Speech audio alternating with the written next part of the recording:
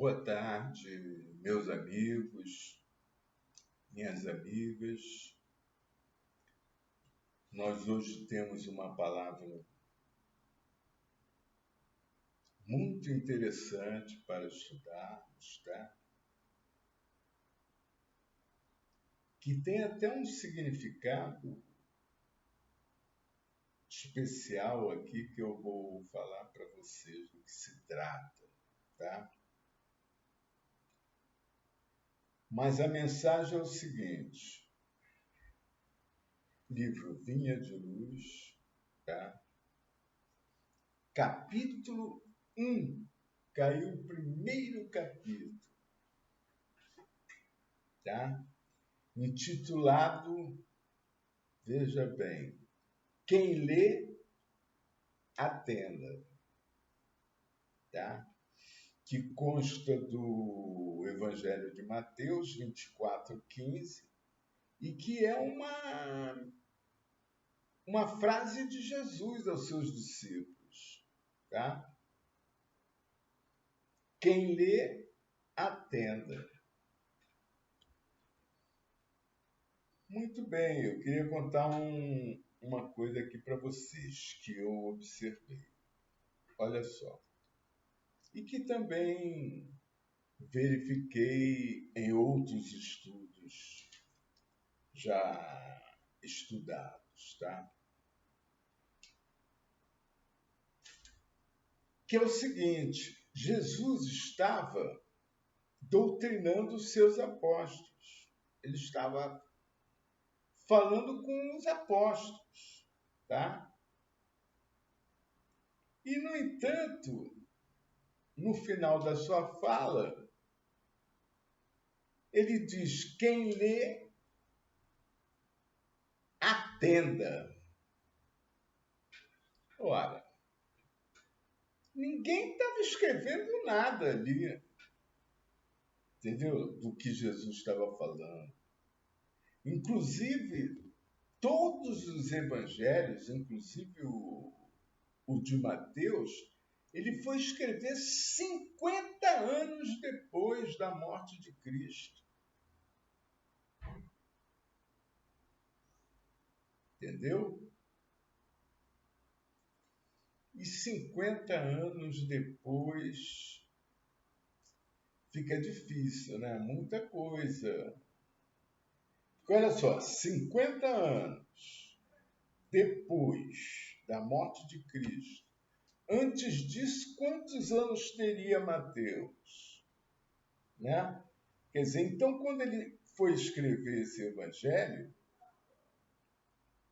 quando ele escreveu o seu evangelho, ele já estava velho, com idade. Ele podia ter problemas de memória, não se recordar exatamente o que Jesus falou, deixou de falar. Entendeu? Essas coisas aconteceram nas Escrituras, com certeza. Porque todos os evangelhos, nenhum deles foram escritos a, durante a vida de Jesus. Não. Foram escritos, olha, como por exemplo de Mateus 50 anos depois. Tá? E também acontece muito o seguinte, que há traduções, entendeu? Do grego e do aramaico, que eram as linguagens utilizadas na época de Jesus, lá na Judéia, né? Nas traduções também ocorrem distorções, entendeu? Assim como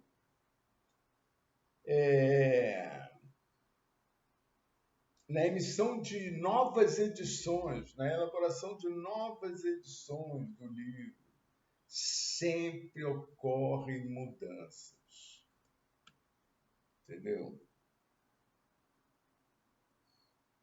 Outra coisa também importante de a gente se ligar é o seguinte: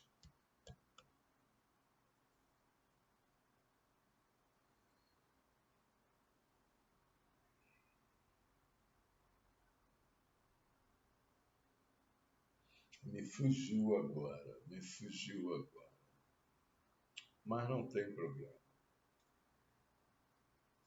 Vai chegar a hora que vai aparecer a oportunidade de eu falar, tá?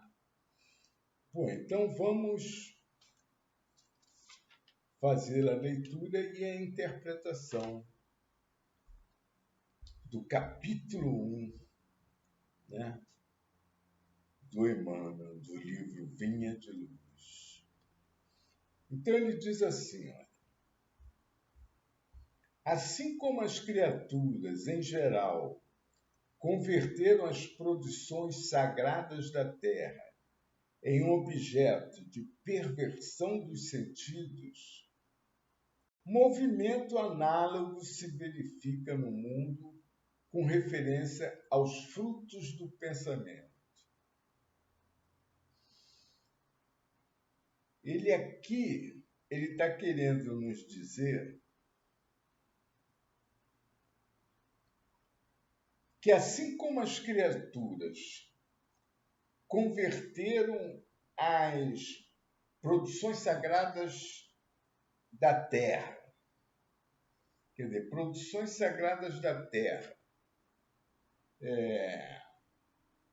tem muitas plantas, nós podemos citar exemplos de plantas, por exemplo. Olha, a maconha, por exemplo. A maconha, sabe-se hoje em dia, ela inclusive vai ser liberada, ela serve para o tratamento dos cancerosos, porque ela tem componentes lá que promovem a recriação daqueles que estão com grande preocupação e sofrendo as consequências da quimioterapia, que machuca muito você, porque pode cair o teu cabelo, essas coisas assim, né?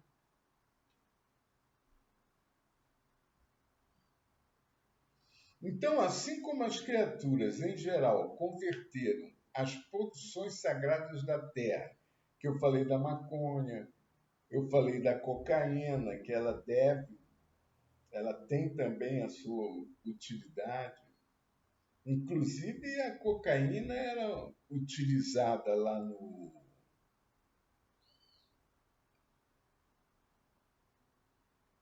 nos Andes, né? Nos Andes, por causa do frio, elas eram mascadas liberadamente para não ficarem na moleza, congelados e paralisados. A cocaína estimulava o corpo deles e com isso eles trabalhavam e faziam as atividades que tinham que fazer, né?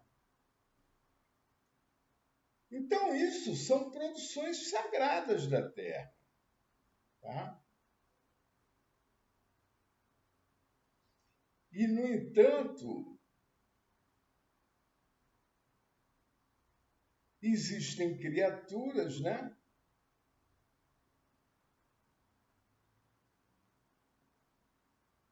que utilizam essas produções sagradas para a perversão dos sentidos. Como, por exemplo, eles usam a maconha para ficarem, para perverter os seus sentidos. Perderem, no caso, a sobriedade, não é mesmo? O álcool também é uma produção sagrada da terra. A cana-de-açúcar, por exemplo, né? A cana-de-açúcar, ela não é só combustível, como também é alimento. E é uma produção sagrada da terra, né?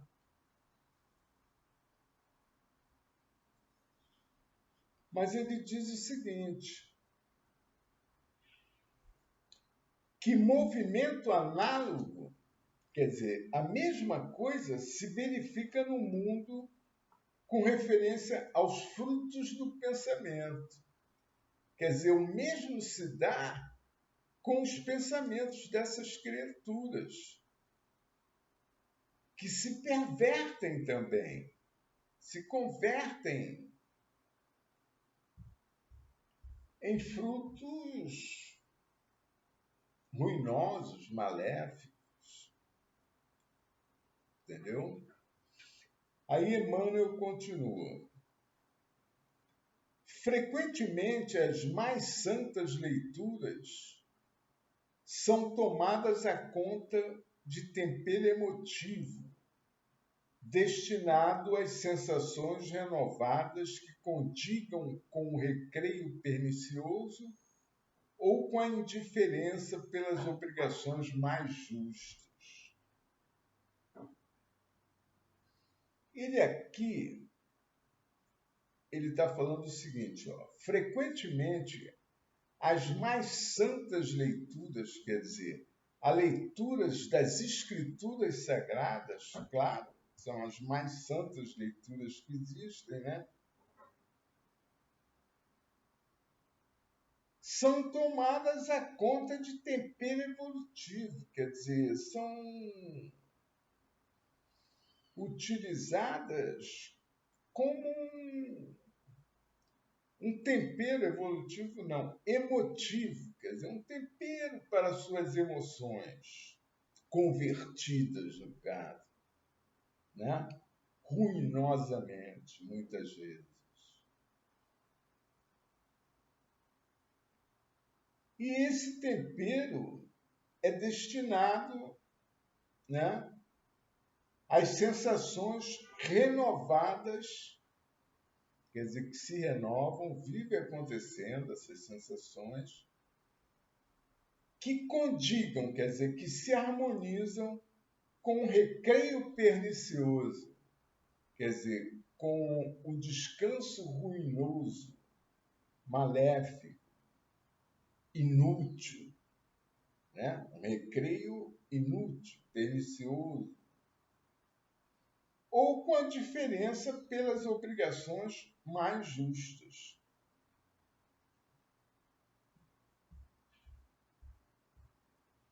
Certo? Também para temperar, no caso, as suas emoções com relação à indiferença deles pelas obrigações mais justas. Correto? E Emmanuel continua para a gente. Ah, meu Deus! Eu não aguento. Eu não aguento.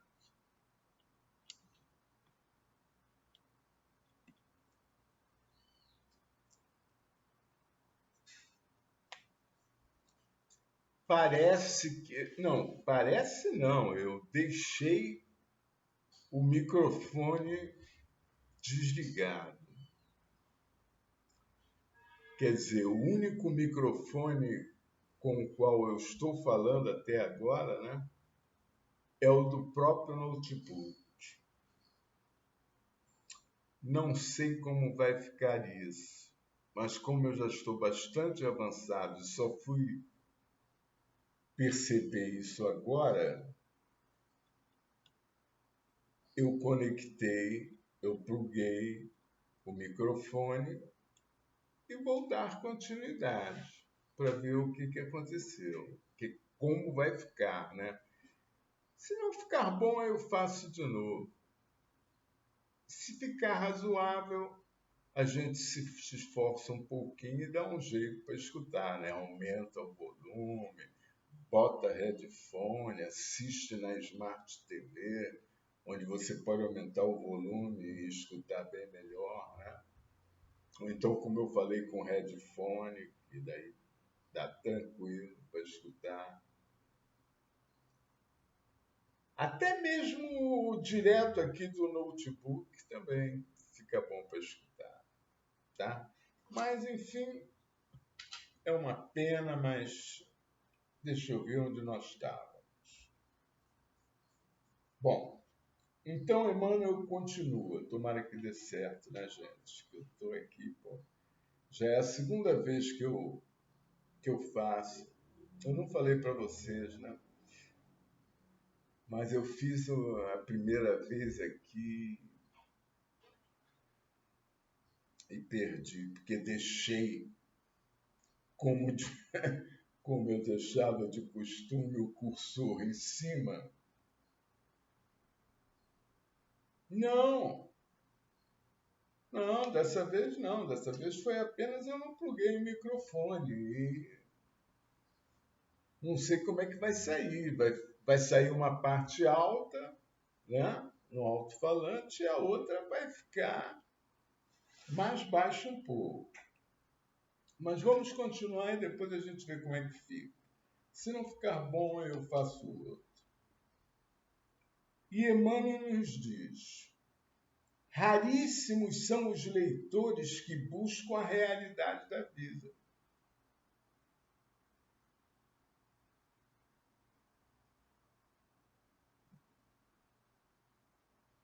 O próprio Evangelho tem sido para os imprevidentes e levianos vasto campo de observações pouco dignas. Quer dizer, ele nos diz, primeiro, que raríssimos são os leitores que buscam no Evangelho a realidade da vida, a compreensão da vida, através das revelações do Consolador prometido por Jesus para nós, que é o Espiritismo cristão, através dessas obras incomensuráveis aqui de amor e paz e de revelação das verdades divinas e imutáveis de Deus, né? São raríssimos. São raríssimos os leitores que buscam isso, a realidade da vida.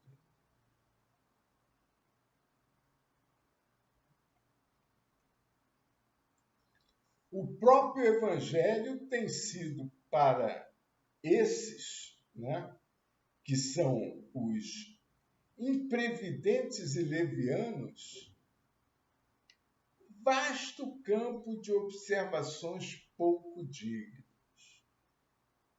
Por quê? Porque eles já fazem a leitura sem estar preocupados em interpretar corretamente, em se aprofundar ao ponto de buscar a realidade da vida, de compreender a realidade da vida, tá? E por causa disso, levianos e imprevidentes, tá? Ainda traçam observações completamente indignas, né, a respeito das escrituras sagradas, né, que é o Evangelho. Isso acontece e muito. Quem está nos dizendo é o Emmanuel. Continuando.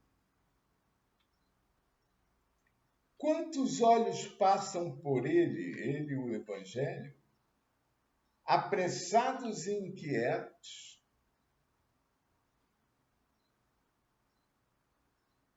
quer dizer, apressadamente, sem muita atenção e com inquietude, né? Anotando deficiências da letra ou catalogando possíveis equívocos, a fim de espalharem sensacionalismo e perturbação.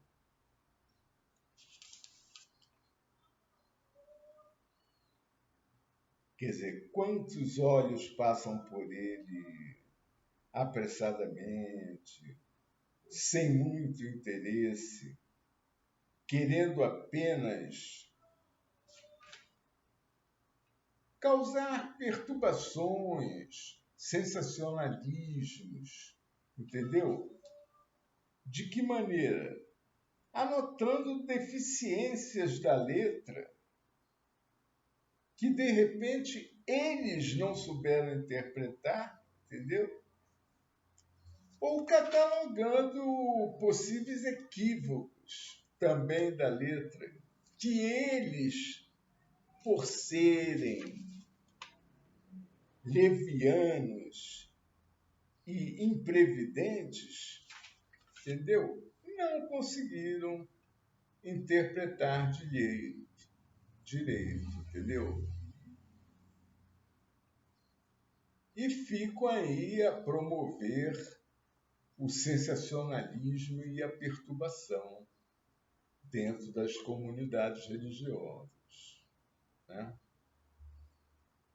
Ele diz também que eles alinham com avidez,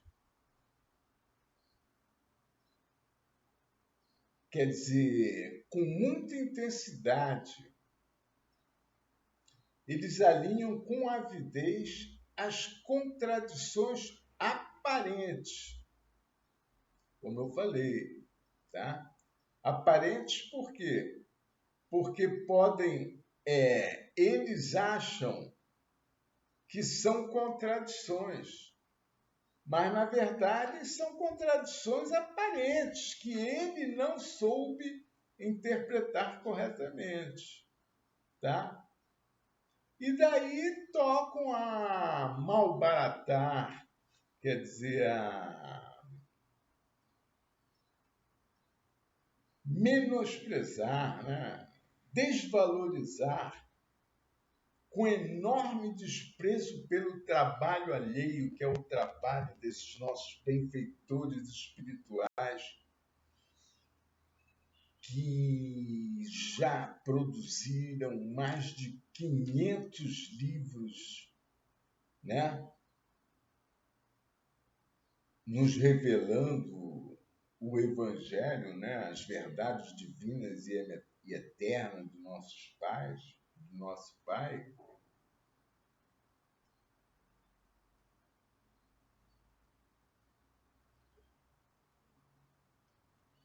Desprezando completamente o trabalho dessas entidades, entendeu? Ele diz, com enorme desprezo pelo trabalho alheio. E esse trabalho alheio é justamente as plantas tenras e dadivosas da fé renovadora.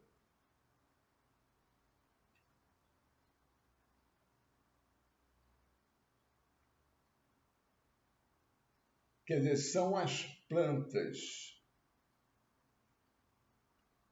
tenras, boas e dadivosas que abençoam a gente na fé renovadora. As plantas tenras e dadivosas da fé renovadora. Tá? E continua ele. A recomendação de Jesus, no entanto, é infinitamente expressiva. Claro, né? Isso eu não preciso nem comentar com vocês depois de tudo que nós lemos, né? Do que acontece, né? Em relação ao Evangelho. Então, a recomendação de Jesus é infinitamente expressiva. E ele continua. É razoável que a leitura do homem ignorante e animalizado represente conjunto de ignominiosas brincadeiras, mas o espírito de religiosidade precisa penetrar a leitura séria com real atitude de elevação. Então ele está nos dizendo que é razoável que um homem ignorante e ainda muito animalizado, ou seja, ele está mais próximo da matéria, da carne, do que da espiritualidade, né? Do espírito, é razoável que a leitura deles represente um conjunto de ignominiosas, vergonhosas brincadeiras. Tá? Agora, o espírito de religiosidade, aí não. Não tem desculpa. Ele precisa penetrar a leitura séria, profunda, com atenção, consultando o dicionário para traduzir as palavras que não entender. Enfim, uma leitura séria e com real atitude de se elevar, de elevação, de se elevar, né? De promover o seu desenvolvimento espiritual. Certo? E ele continua, olha, o problema do discípulo do Evangelho não é o de ler para alcançar novidades emotivas ou conhecer a Escritura para transformá-la em arena de esgrima intelectual, mas o de ler para atender a Deus, cumprindo-lhe a divina providência. Então, ele está nos dizendo aqui que o problema do discípulo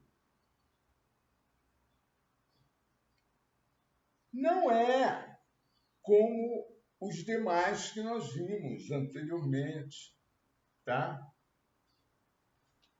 Não é o de ler para alcançar novidades emotivas ou conhecer a Escritura para transformar em arena de esgrima intelectual. Quer dizer, isso significa o seguinte: eles estudam as Escrituras só para depois entrarem numa contenda inútil, né? Numa arena de esgrima, como eles dizem. Esgrima porque naquele tempo se usava esgrima, né?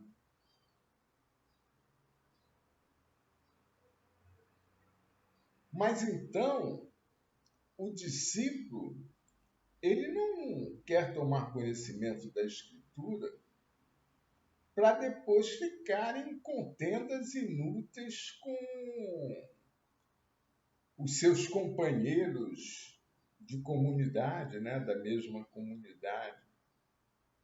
Para ver quem sabe mais que o outro, quem tem razão, quem não tem. Isso é tudo besteira, tá? Mas sim, os discípulos, tá? Devem ler para atender a Deus. Eles devem conhecer as Escrituras Sagradas, para atender a Deus, cumprindo-lhe a divina vontade. Entenderam? Agora, tinha uma coisa aqui que eu precisava falar com vocês que naquela hora eu não falei, né? Ah, está aqui. Lembrei. É que é o seguinte, olha só.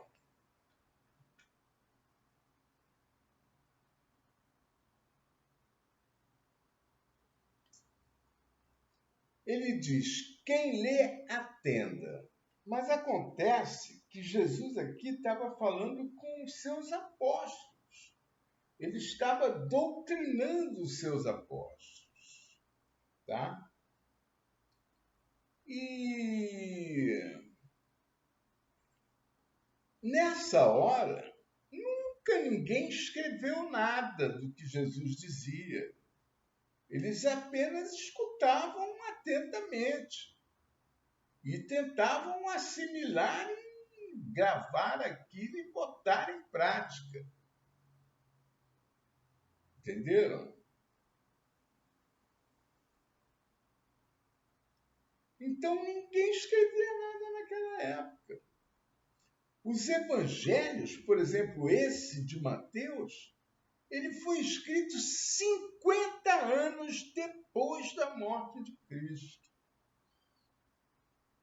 Então vocês vejam, 50 anos após a morte de Cristo, mais a idade que ele já tinha quando ele se tornou um apóstolo de Cristo, ele foi escrever esse evangelho para lá dos 70 anos. Entendeu, cara? Então, isso acontece muito nas escrituras sagradas. Porque, em primeiro lugar, escrevendo 50 anos depois e com a idade que eles tinham, eles estão sujeitos a cometer falhas em sua memória e não se recordar. Com correção do que Jesus quis dizer ou falou, entendeu? Então, muita coisa escrita no Evangelho é desvirtuada devido a essas coisas. Entendeu? Como também devido às traduções, por exemplo. Porque as escrituras sagradas, elas foram escritas nos idiomas aramaico e... Oh, meu Deus, me ajuda. As linguagens lá de Cristo, que se usava na Judéia, meu Deus, fugiu agora na minha cabeça, está vendo? É isso que pode acontecer, que pode ter acontecido com as escrituras sagradas, quando eles escreveram os evangelhos. Entendeu? Mas era o aramaico. Vocês me desculpem, mas me fugiu. Talvez até para servir de exemplo para vocês do que eu estou falando, né?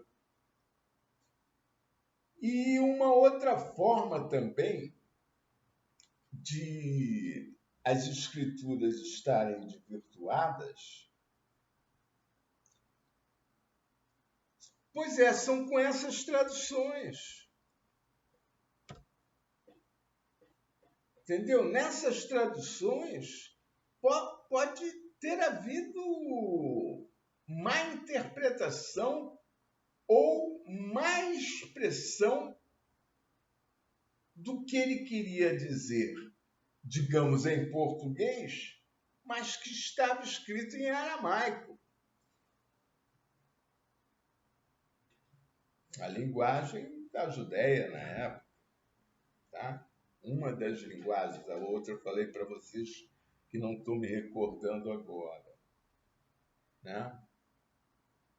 Então, essas traduções também ocorrem, nessas traduções também está sujeito e ocorreram com certeza desvirtuações, interpretações errôneas, entendeu?